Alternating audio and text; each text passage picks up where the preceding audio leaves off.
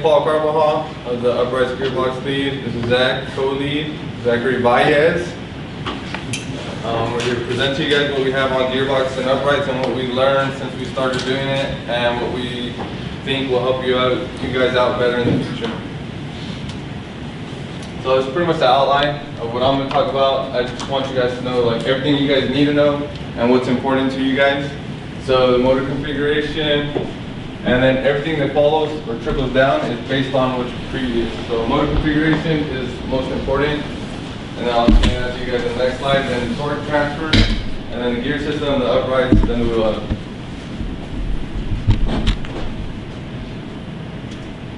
So the motor configuration, as you guys can see, it's the Tesla model. So how many motors does the regular Tesla model have? Just the Model S? Two? Are you sure that's not the P100D? The P100D has dual motors in the back and then in the front. The regular version just has one for the back. So it's just the S. So like if I was going to try to find two pictures of the same exact Tesla parked next to each other, but you know, I didn't do that. So the amount of motors will determine the possible locations of the vehicle. So that depends where you can mount the motors on our vehicle. So remember the space that we're working with on the chassis, and then where we're going to put the battery pack. That's all important because that's going to limit us to what torque transfer system we can use.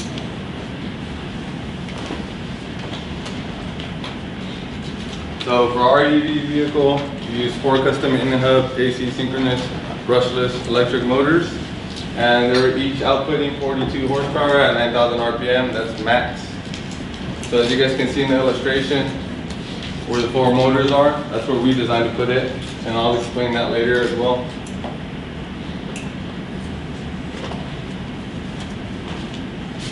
Torque transfer, so how are we going to transfer the torque from the motors to the wheels? So we have different systems: belt drive, chain drive, gearbox / differential. Differentials are mostly in a car. It also transfers torque to the axles, but they're mostly used to like control whether you're making a turn. The inside wheel will slow down a bit. It actually skips the gearing within the inner turning wheel, and the outside will keep rotating, will be powered. So besides the location, another big factor is the power and torque that needs to be transferred and converted.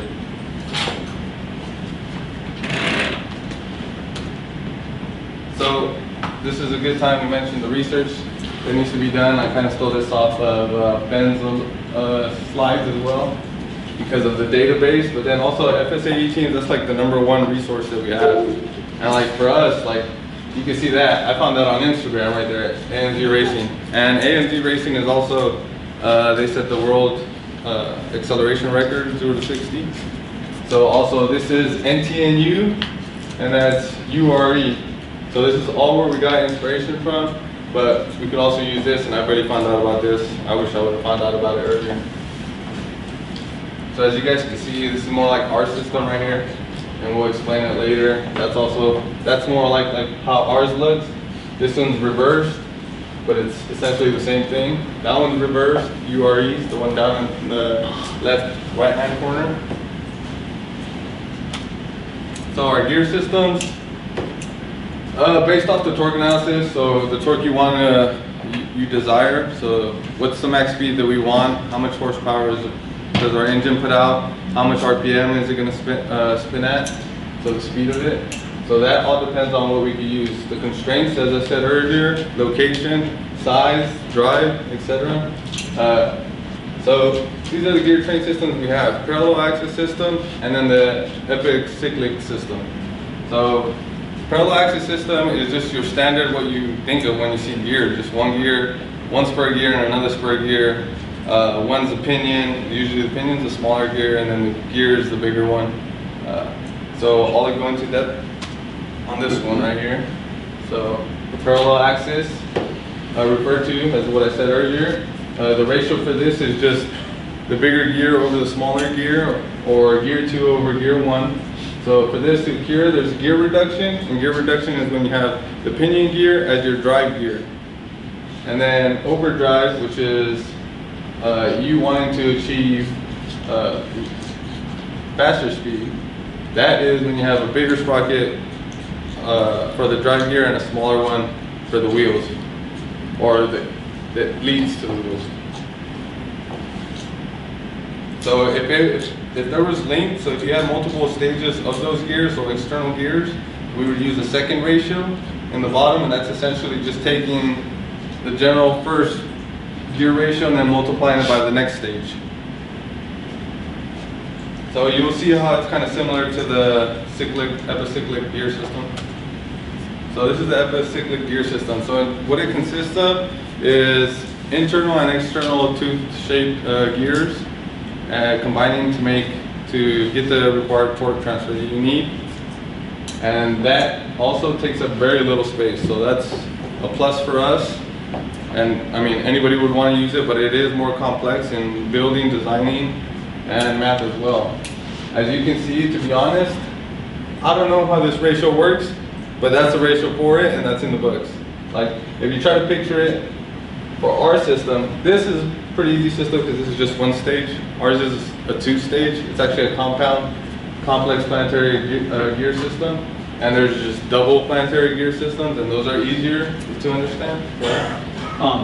So for a planetary gear reduction system like this, are we doing gear reduction, or are we overdriving from the motor? We're doing a gear reduction. So, because our motors are spinning at 9,000 RPM, that's the speed of our motors, and we're trying to get down to 1,200 because our speed that we want to achieve is max around 70 miles per hour. The track that we're racing on, you guys got to take that into consideration as well.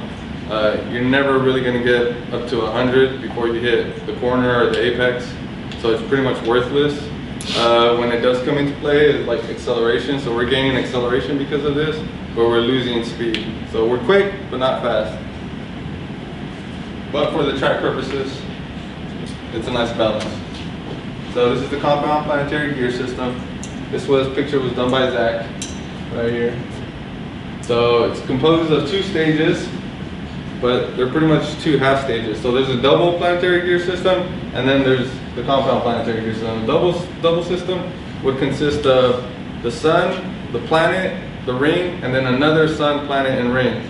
This is kind of like a half system of two stages. So what we have is the sun. We have the planet 1 that's directly connected to that. Then we have from planet 1 to planet 2, which is rotating on the same axis. That will be transferred to the ring gear. So as you guys can see here, it's very small, but I have a bigger picture right here. We got 3 planet 1s, and then the planet 2 is right in front of the planet 1, which is on the same line, the same axis, rotating about the inside of the ring gear. So can you go back to that one that had the gears showing up? There. Okay, so the inside ones are planet 2? Yes, the inside ones are planet 2, the outside ones are planet 1. Planet 1, planet 2, ring gear, sun gear. So this is your drive, and then can anybody guess what our output's going to be from? No, it's from, there's a carrier that goes behind this that holds this shaft and holds all these planets together, which will rotate and transfer the power out to the wheels. So it's pretty complex. I mean, I'm open to questions. Sometimes you get people that aren't open to questions, so it's kind of hard, or you don't want to ask questions, but feel free to ask questions because I don't mind talking about anything of this and explaining it until you guys get it right. Can you go back to the other, like the full assembly? Yeah. So if we were to can you point out where it's actually, so the hub is actually mounting to the 2 like second planets through those 3 pins, through the 3 shafts? Well, it's pretty much connected to the carrier and the gears, because it's all going to transfer torque through the shafts going between the 2 planet systems, and then the carrier also has torque transfer like studs. And so that ring gear stays stationary. The ring gear is stationary. So you could either have a ring gear that's not stationary, but then we're going to be driving backwards if we face the motors to rotate forward. So we want to make sure we have that clear, and then if you guys don't understand, you can just pop up like some YouTube videos. I'll show you guys how that works. Go ahead. Can you go back to the other slide? Keep bouncing back and forth. That one? So yours is compound, so it's like the one on the right. Yeah, this is simple. This is ours. This is the standard planetary gear system. just made of a sun. Oh, to explain right here, this is how a planetary carrier works. As you guys can see, it holds the planet systems together and it'll rotate. So then these planet gears will have like a shaft, or on the other side will be connected to essentially the wheel hub and create the torque transfer. Right, okay. Do you have any sort of predicted acceleration that we can achieve or no? Predicted acceleration? Yeah. Can you predict that at all? Yeah, you would be able to predict it off like the horsepower, the speed that you achieve. So speed, acceleration is the derivative of speed, right? So then we'd be able to figure it out. And then plus, given the power, torque, and our required speed, and what the speed of the motor is, we can figure it out. What's the ratio on ours? 8.05 to 1. We're initially trying to get it to 8.1, but it's really difficult when you set a certain speed and then try to hit that versus what's a easy ratio to achieve. Like if we would have just said 8 to 1 and then just whatever speed, then it would have been a lot easier to. Right, but you're setting them. Yeah, but we set a specific speed, a max speed. Just for reference, top teams like AMZ do reductions 14 to 1. They have their max RPM out the motor coming out at 12,000, higher than that. Yeah. Formula Electric does 20,000 revolutions per minute out of the motor. So that's where the giant torque comes from. And you said ours was 9,000 roughly coming out of our motors? 9,000 right now. max. So if we could get the motors to cool down properly, then we'll reach max. If not, Maybe a little less. maybe a little bit less. So they have to have a higher gear reduction because their motor's spin faster. Yes. So all electric motors spin fast and don't produce that much torque. Depending, because there's like, they don't have higher than 12 to 1, I think, because their top speed is high. Right. So they have a wicked torque, but their top speed is also 170, 180 miles an hour. So it's a So it's not like 14 to 1, but it's like 10 to 1. Right. pretty much a balance. You gotta like balance it out, like how much acceleration you want, how much speed you want. So it all comes into play. This was done, I guess this was decided by Joey and Sammy, so we're just going off, that's the ratio of the speed that they wanted, and we chose the ratio, and we went based off of that. Do you know what our max speed is based on the max RPM of the motor? Based on this, Yeah. was for 70 miles per hour. 70? Yeah.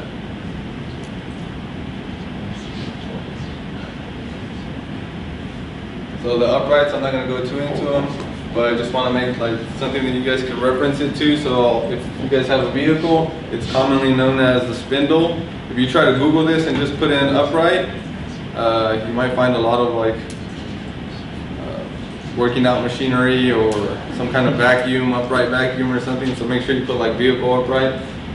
Its purpose is just to hold the wheel and hub in place and complete the suspension system. Pretty much it. In our case, it also holds a planetary gear system because of what the space requirements we need to meet and our conditions. So that's generally the wheel hub. The wheel hub transfers the torque from axle, shaft, the motor to the wheels. So essentially this is what you see on the car. This is the wheel hub, and then there's a brake disc rudder that goes on top of that, and it'll rotate as well. Calipers are on the upright. Zach will probably go through that. And then these are the wheel studs, go to the wheel and complete the torque transfer. And so just to make sure, like on the other side of that image where I see those cutouts, that's where those 3 second planets are actually sitting? Yes. They're sitting in the recess. They're sitting in the back, yeah. Or 1, 2, 3. So our system, a carrier, essentially the wheel hub in our system is a carrier. So it completes a carrier. So it's 2 halves that come together, the carrier and the wheel hub. So they're gonna end up meeting, 3 prongs, they're gonna end up meeting, and then the shafts are gonna be within those 3 prongs, and it'll complete the rotations.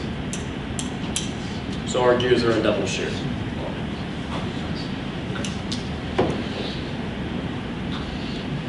Tips, everything is based on how small we get our gearbox in, so our planetary gear system.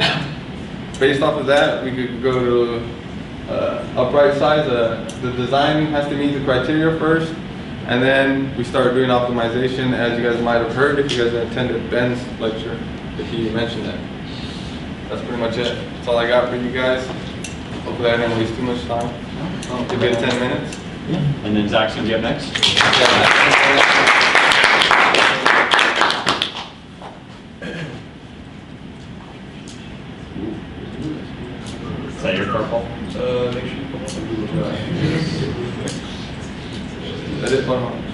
I should It's your turn. Yeah, your turn to design. Not fair on design.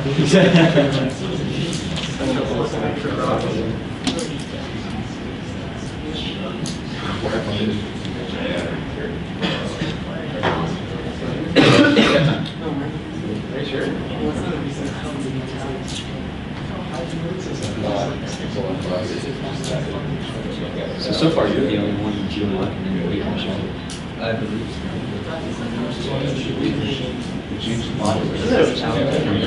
No, it's not too bad. It seems like it's really integrated into the motors. Yeah. I mean, like, that's good. I mean, That is my future car, by the way. oh yeah. Here, we can't raise it.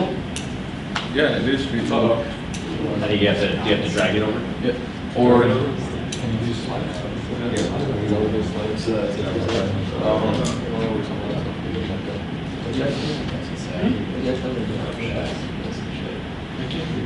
drag it up. Got this. Do it. Nice. 9%. There. Likely to fail. In the case of the upright, it's not likely to fail. We'll give you hindsight and foresight. So, for uprights specifically, it deals with all kinds of stuff. So we got suspension points, we have to integrate the motor, we have internal gear fixtures, so the ring gear, that has to be fixed in the upright, and we have to have load capacity, so it has to be able to take all of the car's load going around corners, stopping really hard, accelerating, all of that goes through the upright, as through most parts of the car actually. So for the upright, I was really, for this presentation, I really wanted to stress parameters because that was a huge issue with my design was I would go back and forth and back and forth and back and forth because there's so many things you have to take into consideration when you're doing something like the uprights. Like you have 6, 7, or 8 systems that are just connected. So if you miss one, you have to redesign, go back, because it's really tough to adjust a design after you've designed it, and then it's tough to do. So, yeah, wait. Is that parameters? Okay. That's parameters. Okay. I had a thing where I was going to try to relate parts to organs, because for me that's what I see them as. When you design a part, it has its necessary functions really similar to an organ. And if that function was to fail, the body fails. So if the heart doesn't take the load necessary, like you die. If your heart ruptures, you die. The same thing with a race car. Like if your part doesn't work, the race car doesn't go. So it's critical to understanding the functions of what you're designing before you design them, because you can't go ahead and design a part and not know what it's for. You have to know every single part and every single piece of that design before you even start designing it. Understanding all those subcomponents is really, really important.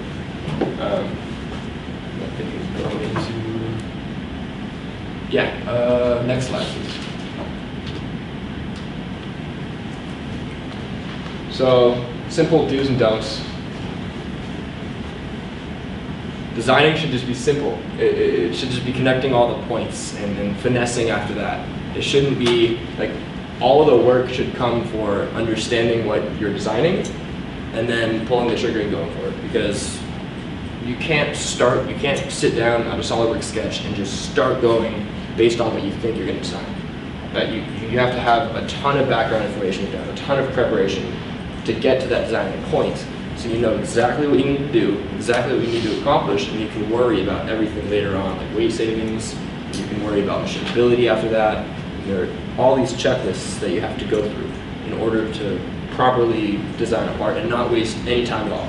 Because honestly, if you optimizing design process is great. Because if you take 9 months, like I just did with the uprights, you take 9 months and you kind of just stumble through everything, it takes a lot of time and you don't want to waste all that time. You want to get your design set and you want to go and you don't want to waste any time when you design. Just all of it has to be proper design etiquette, I'd say. So yeah, like I mentioned, weight savings is important, but there's a hierarchy to to this. Race cars have to be light, but they also have to work. Most importantly, they work. They don't fail. That's a big one. Is understanding your analysis is critical. So your analysis will lead to the success or failure of the car. With sketches in particular, auto-define. We had a problem with this with the wheel hub. Auto-defining sketches gets really tricky because a lot of relations are created, and when you mess with one, you can end up messing offset planes, and it gets into dark territory that we don't want to go to. So try to define sketches as simply as possible, as you can understand them, and they're fully defined. And use Hole Wizard. If you're going to make a hole, use Hole Wizard. I'll leave that there. Next slide. Can I stress that the hole wizard thing? Yeah, I mean, I would add to that, if you're use Hole Wizard if you're going to make a hole for any sort of bolt or hardware.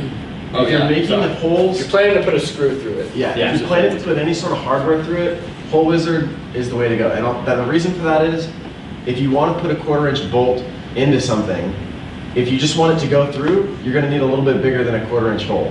Whereas if you want to tap that and have your quarter 20 bolt thread into that, you're going to drill a little bit smaller hole.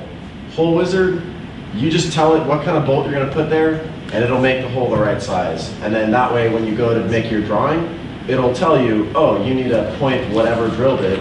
Oh, that's the same thing as a letter J drill bit. So I'm that's what glad you put that, because that's a really good point. Yeah, use hole wizard. Yeah. Ends up saving time. I'm pretty sure, like, what you guys, basically in simpler terms, if you're gonna put any type of bolt through it, even if it's just like sliding in through it to reach another thread on the other side or threading into that part, use Hole Wizard. But I think we're working on a presentation just for actually designing a part in CAD, so you guys should really look into that one as well. Okay, so I put this slide here just so you guys can see kind of what the uprights started as versus what they ended as. The first image, that was my first CAD I ever drew. I hadn't taken an E9 for that, ME10, whichever course it is. As well as you can see all the missing components in my earlier designs. So this is what I was talking about when I kind of went for really quick design work and not as much parameter-based, like objectively driven design. So pretty much every single upright in here was redesigned from scratch just because of that one factor. Like, things add up, and it's really tough to redesign sometimes, and it's easier to restart, so you end up restarting a lot of the time. You can tell a lot of things are missing. Like that one, it's night and day difference, but yeah. Go into it with an open mind as well. Yeah. So that'll help as well. And then this is engineering, so be prepared to update, always update and revise. It goes on 24/7. Yeah. Analysis of the upright. Okay, well, upright's tough to analyze because you got a lot of things within the upright. You have a gear system, and trying to analyze gear system is tough. A lot of connections, and the easiest way to go about it is to simplify as little as you can, but as much as you can. Because you want to be able to run the design accurately, you want to be able to run the simulation accurately, but you also, like, to get to that point of having connections throughout every single part in an assembly is tough. And oftentimes you're going to get a lot of errors. I spent 10s or 20s of hours just like going through each error and connection. And it ended up being really difficult, so I had to simplify it and make the hub and the gears one block. Because I wasn't really simulating the gears as much as I was simulating upright and the load it could take. The way I was able to kind of do a finite element analysis on the upright was to fix the control arm points and run a load onto the face of the hub. And this was and it was a remote load from the bottom point that the wheel was set to take load from. And I pulled it straight up off of YouTube. Like, YouTube's an awesome resource because you have videos like this of guys that have 7, 8, 10-year teams just going through and explaining each step behind how to analyze something as complicated as. So you actually had the upright, and then you had a way of offsetting the force of like the car stopping, of where the force would be coming through the tire? Yes. Okay. From that point, I ran the loads in the X, Y, and Z direction all at the same time from that point. And then like you had like your fixed points or semi-fixed points at the suspension areas? Yep, the control arm, I ran bolts through the control arm points just like it would be. You have a bearing seat at the top that your control arms converge to, and all of your load goes through those control arms to get to your upright, to get to your wheels. Or inversely, actually. Wheels to the upright, to control arms to chassis. But yeah, make sure that you analyze the crap out of your analysis. If you see stress concentrations, change it up, edit the design. Add a little material here. You have a high factor of safety, you cut out material there. It's a finesse and it's tinkering. It comes over a lot of iterations. That kind of thing is just, it's good enough. It's good to plan for. It takes a long time to get like a properly optimized part in SolidWorks. Also, SolidWorks has a collection of videos specifically just for SAE. So, that's how I did the wheel hub. So, Paul talked a little bit about this. I won't run through it too much. There's a lot to take in. I know when I looked at the first, the NTNU design of their gearbox, it was like, what is going on? There's so many bolts going through that you have no idea where they're going to, and it's complicated even when you've done it for a while. Like, it's still complex. But you got the motor, you got a motor plate, you have the sealing, you have the bearing, you have the carrier, you have the planets that rotate inside that carrier within those two brackets. So these two come together in the center here. Within these, gears rotate within that. And this is actually similar to URE's design and AMZ's design, and I think NTNU's. The top teams run that setup with the second carrier here as their wheel hub. Saves weight. You don't need torque transfer. So Again, utilizing our references. For future improvements in the upright team. So I mentioned a couple of these. Get your factor of safety down to, depending on what you analyze and the loads you analyze for like worst case scenarios of braking, acceleration, turning. A factor of safety of 2.5 everywhere would be nice. You know, you don't ever want to get. I won't say too much about that because I don't even know, but. It varies from team to team. Some teams do really low factor of safeties because they've done it for a while, and they'll just make more parts of that same part in case it breaks because they want to save weight. Some teams run it like a tank. Cal State Fullerton does theirs. They're freaking upright. It's like our 15 car. It's a tank. It's really, really heavy, but it never fails. It's all depending on kind of what you want to optimize for. Well, and if you don't mind, I can add to that. What factor of safety you design for is hugely based on what assumptions you're making on your analysis side. So right now, we don't really have any data for how much shear force is going through the bolts that are connecting that upright to the control arms.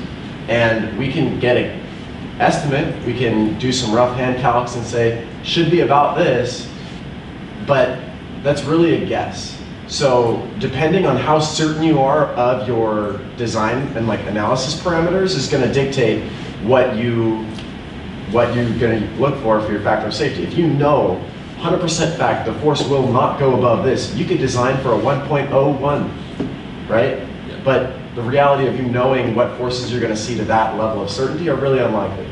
So. Oh, yeah, I was just going to have a question. What do you know roughly what our estimated weight is for our upright is right now? 2.95 pounds. 2.95 pounds? So I think every system each upright assembly comes under like 50 pounds. That's with the wheel, not the tire. So I think it was even was it with the tire? Yeah, it was with the tire here as well. So pretty crazy. But also NASA does factory safety. I think of 1, right? Is it 1.5. parts? Like 1.5. 1.5. Yeah. Theirs is probably like the lowest, because I mean, the other thing is they can switch it out, or they have to inspect every single part anyways when it comes back in. So I heard the opposite. I heard they run factors of safety of like 12 on some things. Depends on how much testing. Yeah. But anyways, you've got a lot of stuff. But as far as improving that number, being able to drop your factor of safety lower, obviously if you've got time to make spare parts, yeah, you can make it whatever you want, because if it breaks, you can slap another one on. But if you want to bring that number down and be confident you're not going to break, you need to do testing. You need to figure out how to throw some sensors on there, take it out in the parking lot, pull some hard turns and say, oh shoot, we've got X amount of shear force through this, or X amount of whatever. And then once you've accumulated a good amount of data, this is what we're actually going to see with a 400-pound car. Then you can now have a much more accurate assumption of what you're going to see for your analysis. And now, if you have a factor of safety of 1.5, you can be pretty confident that you're going to be okay. So, anyway, so I can catch up. So moving forward, that's what we would do. Well, like you guys would do, right? Figure out how to slap some sensors and then improve on these designs, or figure out how to optimize it to the best capabilities. Yeah. Also, the next year's vibration analysis of the gear system. That was a big one. I know David Packard walked up to us the first time. He looked at the gearbox and was like, "Wow, that's going to produce a ton of vibration. Do you guys have any problems with that in your simulation, or you know what's going to happen? Are you guys doing anything to combat that?" Like, nope, we have no idea. It could, but since it's all one system and the motors are together, we should have no problem with that. Now, if anything gets loose inside there, then yeah, that's the biggest problem right there. So nothing should be loose. Yeah, but in future years, it'd be good to have some vibration analysis backing it up, and also fatigue analysis. Cyclic loading is like a big problem when you have rotating systems. This is no what do you call it? No standout, no exception. Oh, that's exception. Yeah. So fatigue analysis would be great on the next uprights when we have some because I was going off of nothing for these. We didn't really have like 15 car or IC car. How many in yes, we don't know how great they are. Some of those don't really transfer over because we have a motor attached to the hub. So it's kind of speculation. The more parts, the more complex. And if we relate this straight to an IC car, you have a whole lot more parts than an IC car does on the outside. So MCNU has the best uprights in the world. They've used the top software in optimization. They use OptiStruct by Altair, if you guys know it. And they use the top manufacturing method, which is 3D printing. It's 3D printed titanium there. The top 5 teams are doing 3D prints now, which is crazy.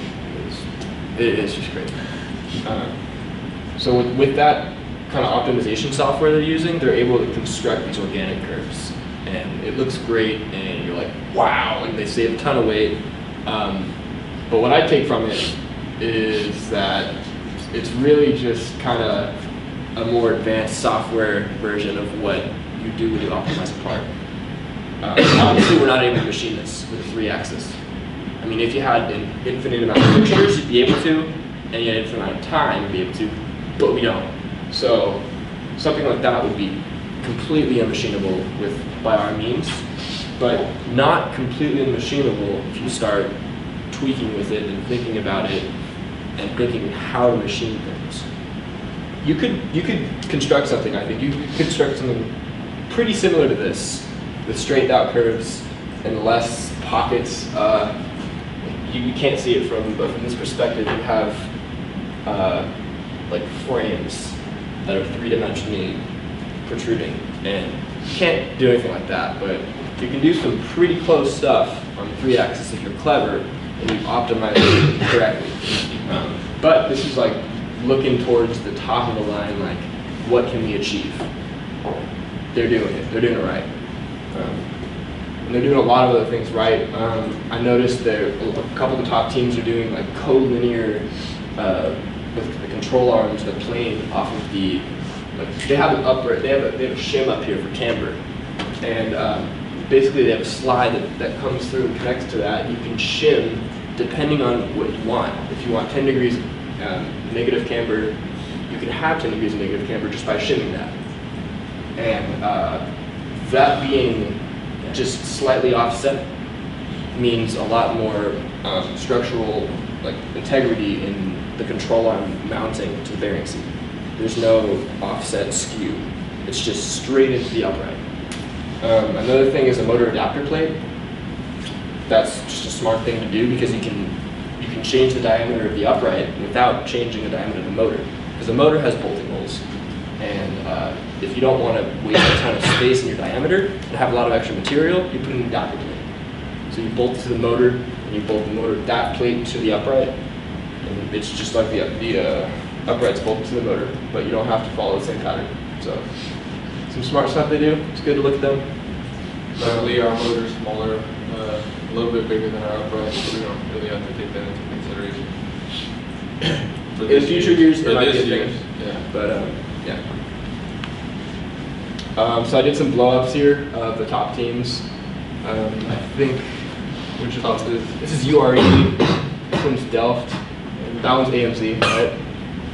And this one is Hamburg, I think. No, I think that's Hamburg, and that's Delft, but it doesn't matter.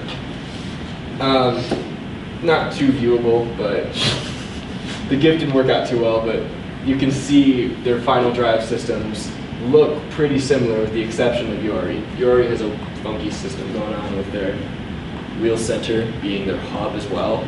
So instead of just connecting the carrier and the hub, they went ahead and said, forget it, we're just going to connect all of it in one. And that's one piece that goes through. So they're doing some crazy stuff. Yeah, and their gear system, the planetary gear system is a little backwards. Yeah. What I mean, it still runs the same way. It's just where they located the planet ones versus planet twos is a little different. That's all I mean. So instead, like we put our planet one, which is our biggest gear reduction, right on our sun, like right after the motor, and then in between planet two and the motor. So what they did is they ended up putting their planet one closest to the wheel on the outside, and their planet two on the inside closest to the motor. If it makes any sense. Yeah. We got illustrations. You guys can look it up and we'll see what we're talking about. That's it, right? Yeah, that's it. I had a question. Can you, so that bolt, if you could go back like 2 slides, I think. So that motor bolt configuration optimization, that's the plate you were talking about? Yep. Okay. Yep. That's just optimizing the diameter, so you don't have to make them co-cylindrical. And then does the gear width reduction kind of fall with just optimizing the gears or doing better analysis? Like what was our hold up this year? So and what can future years do? What I take from it is if other teams are running widths of gears that are lower than ours, we will get to that point where our gear widths are lower. Instead of doing 0.8 inches, next year maybe we'll be able to do 0.75 inches with a different treating. Maybe the next year we'll do 0.5 inches with a different metal. Yeah, a lot of things they take into consideration. They have like gear system software to analyze that, and I think they use like KissOff or something. So I'm pretty sure they have some like license keys for that. And then also they used it before. So in order for us to hit that, we then had to still worry about like initially the design of everything, and then learn how to use this software and then utilize it. Versus us just our first time going out there and making it work using SolidWorks and running simulation, making sure that the gears are strong enough to hold the loads.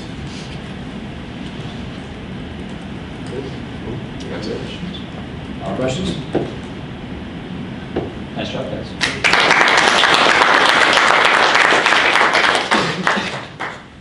Cool. Where's my mouse? It's lost. So the last team, in order to change the tire, they have to change. What do you guys think? Right, keep doing these. Keep doing the designs. I think next week, Ian isn't here, but I believe next week he's going to be doing batteries. Yeah. So everything that goes through with batteries and battery cooling, battery structures, all those considerations. So if you guys are interested in that, make sure you're ready for that.